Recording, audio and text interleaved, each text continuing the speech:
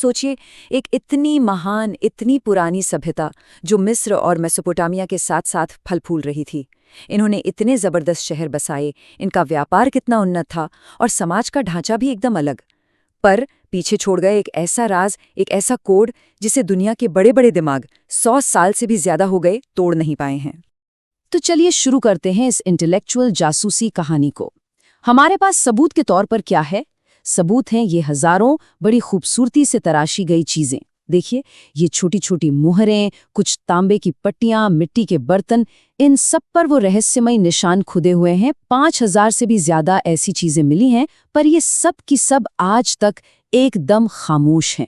बस इंतजार कर रही हैं कि कब कोई इनकी कहानी दुनिया को सुनाएगा। और बस यहीं से उठता है वो सबसे बड़ा सवाल जो हमारी आज की पड़ताल का मरकज है। क्या ये निशान, ये प्रतीक वाकई एक खोई हुई भाषा है? अगर हैं, तो भाई इनमें कौन से राज दफन है? क्या ये हमें अपने राजाओं की कहानियां सुनाना चाहते हैं? या फिर ये व्यापार का कोई हिसाब किताब है? या शायद ये किसी ऐसी दुनिया के बारे में बताते हैं जिसकी हम आज कल्पना तक नहीं कर सकते?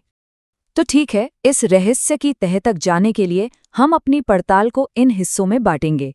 पहले देखेंगे एक अपठनीय अतीत, फिर उस बड़े सवाल पर आएंगे, भाषा या सिर्फ प्रतीक।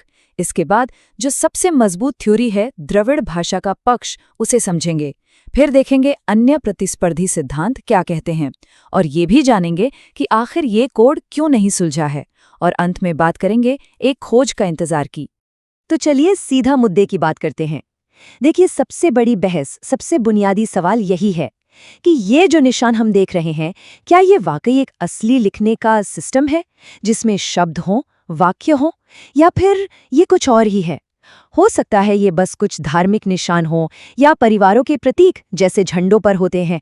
सच कहूं तो इस एक सवाल का जवाब सब कुछ बदल सकता है। यहाँ पर इस बहस के दोनों पक्ष हैं, और मजे की बात यह है कि दोनों ही अपनी अपनी जगह काफी मजबूत हैं।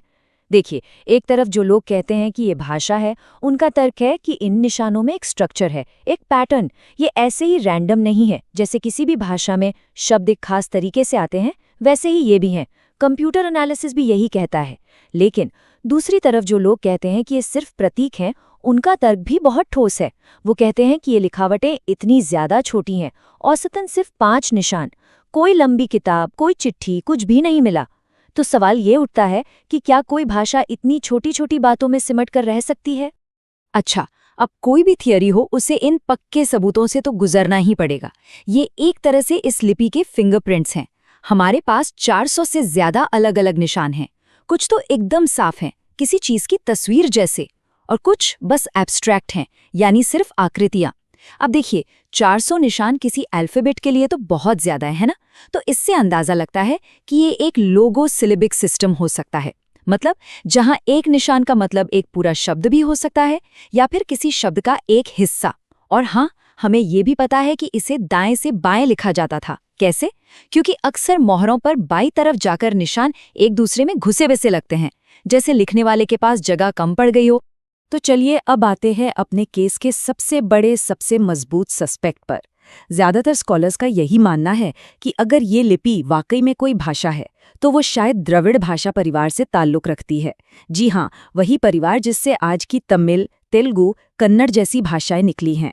अब इस द्रविड़ थ्योरी को समझने के लिए हमें एक बहुत ही दिलचस्प चीज समझनी होगी, रिबस सिद्धांत। ये बेसिकली शब्दों की एक पहेली जैसा है। इसमें आप एक तस्वीर का इस्तेमाल उसके मतलब के लिए नहीं, बल्कि उसकी आवाज के लिए करते हैं। जैसा स्लाइड पर है आई, हार्ट और यू। हम तस्वीर देख रहे हैं पर पढ़ रहे हैं आई लव यू। है ना कमाल? बस यही है रिबस सिद्धांत, और ये पुरानी लिपियों को क्रैक करने के लिए एक जबरदस्त चाबी है। और यही रिबस सिद्धांत हमें द्रविड़ थ्योरी के सबसे मजबूत, सबसे दिलचस्प सबूत तक ले आता है, मछली तारा वाली पहेली। देखिए, रिसर्चर्स ने नोटिस किया कि मोहरों पर मछली का निशान बहुत बहुत बार आता है। अब जो पुरानी प्रोटो द्रविडियन भाषाएं हैं, उनमें मछली को कहते थे मीन। और कमाल की बात यह है कि मीन का ही एक और मतलब होता था, तारा या देवता। तो सोचिए, क्या ऐसा हो सकता है कि सिंधु घाटी के लोग मछली की तस्वीर बनाकर असल में तारे या किसी देवता की बात कर रहे हो? ये एक जबरदस्त तर्क है। अब आते हैं मॉडर्न टेक्नोलॉजी पर। रिसर्चर्स ने क्या किया, उन्होंने हजारों सिंधु लिखावटों को कंप्यूटर में डालकर उनका एनालिसिस किया। उन्होंने एक चीज नापी जिसे कहते हैं कंडीशनल एंट्रोपी। अभी सुनने में बड़ा कॉम्प्लिकेटेड लगता है, पर आसान भाषा में इसका मतलब है भाषा का पैटर्न। जैसे अंग्रेजी में क्यू के बाद हमेशा यू ही आता है ना, ये एक पैटर्न है। तो कंप्यूटर ने पाया कि सिंधु लिपि के निशानों में भी ठीक ऐसा ही एक पैटर्न है, ये रैंडम नहीं है। और ये पैटर्न सुमेरियन और पुरानी तमिल जैसी असली भाषाओं के पैटर्न से बहुत मिलता जुलता है और ट्रैफिक सिग्नल जैसे नॉन लैंग्वेज सिस्टम से बिल्कुल अलग है। लेकिन रुकिए, एक अच्छी जासूसी कहानी में सिर्फ एक ही सस्पेक्ट तो नहीं होता, है ना?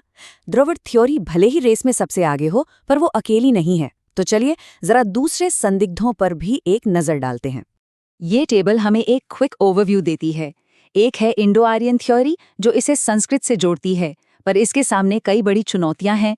फिर एक मुंडा थ्योरी भी है, पर इसमें शब्दों का मेल ही नहीं बैठता। और फिर वही नॉन लिंग्विस्टिक थ्योरी है, जो कहती है कि ये सिर्फ निशान है, भाषा नहीं। लेकिन फिर वो कंप्यूटर एनालिसिस वाली बात का क्या करें? इंडो आर्यन थ्योरी के खिलाफ जो सबसे बड़ा सबूत है वो कल्चरल है। देखिए, जाने माने एक्सपर्ट आस्को पारपोला कहते हैं कि घोड़ा वैदिक और ईरानी कल्चर का सेंटर पॉइंट था। लेकिन सिंधु सभ्यता की कला में, उनके अवशेषों में घोड़ा लगभग गायब है। और सिर्फ इतना ही नहीं, राखी घड़ी में जो कंकाल मिले, उनकी जेनेटिक स्टडीज भी यही बताती हैं कि सिंधु घाटी के लोग जेनेटिकली आर्यों से अलग थे। तो सवाल ये उठता है कि जब इतने सारे सुराग हैं, तो ये केस 100 साल से भी ज्यादा से ठंडा क्यों पड़ा है, क्यों नहीं सुलझ रहा? वजह सीधी सी है, इस पहेली के कुछ बहुत ही जरूरी टुकड़े गायब हैं।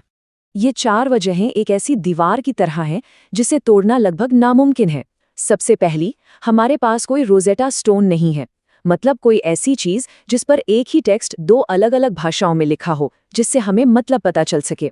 दूसरा, जैसा हमने बात की, लिखावटें बहुत ही ज्यादा छोटी हैं। तीसरा, हमें पक्के तौर पर यही नहीं पता कि ये कौन सी भाषा है। और चौथा, हमारे पास क्रॉस चेक करने के लिए कोई नाम नहीं है। जैसे हमें मिस्र के राजाओं के नाम दूसरी सभ्यताओं के रिकॉर्ड में मिल जाते हैं, वैसा यहाँ कुछ नहीं है। इन्हीं वजहों से सिंधु लिपि इतिहास की सबसे मुश्किल पहेलियों में से एक बन गई है। और इसीलिए ये केस आज भी खुला है। दुनिया भर के जासूस, यानी हमारे भाषावेद, पुरातत्वविद और कंप्यूटर साइंटिस्ट आज भी सबूतों को खंगाल रहे हैं।